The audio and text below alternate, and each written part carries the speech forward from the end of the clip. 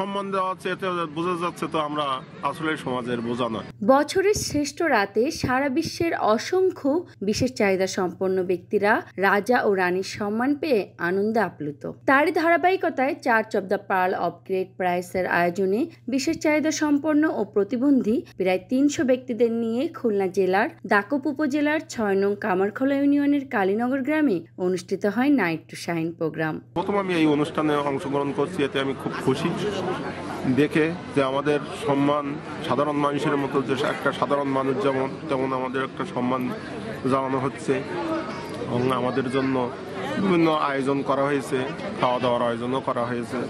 আমাদের প্রতিবন্ধী আমরা যখন, তাদের আমাদের সমস্যার আসলে মূলত কোনো শেষ নাই। সার্বিক সমস্যা আমাদের জন্য আছে, ডেকে এনে যে আপ্যায়ন করতেছে এতে তো আমরা খুশি আর কি। সৃষ্টিকর্তার প্রতি বিশ্বাস রেখে অনন্ত জীবনের আশা নিয়ে প্রভু যীশু খ্রিস্টের শেখানো আদর্শ ও ভালোবাসার মধ্য দিয়ে বিশেষ চাহিদা সম্পন্ন ব্যক্তিদের নিয়ে এই নাইট টু শাইন প্রথমবারের মতো বাংলাদেশে উদযাপন করতে পেরে এবং ইতিহাসের অংশ হতে পেরে ঈশ্বরকে কৃতজ্ঞতা জানান এই পাস্টর। আজকের রাত কেবলমাত্র একটি প্রম নাইট নয়, এটি সেই চিরস্থায়ী আনন্দের একটি ঝলক যা আমাদের জন্য ঈশ্বরের রাজ্যে অপেক্ষা করছে।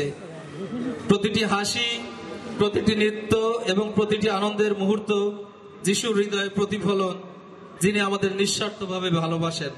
জেসিকা কিস্কু ও মাইকেল মন্ডলের পরিচালনায় উপস্থিত ছিলেন প্রতিষ্ঠানের বিভিন্ন পর্যায়ের ব্যক্তিবর্গ সহ সমাজের গণ্যমান্য ব্যক্তিরা। Kakali Rani Saha, Voice of tiger.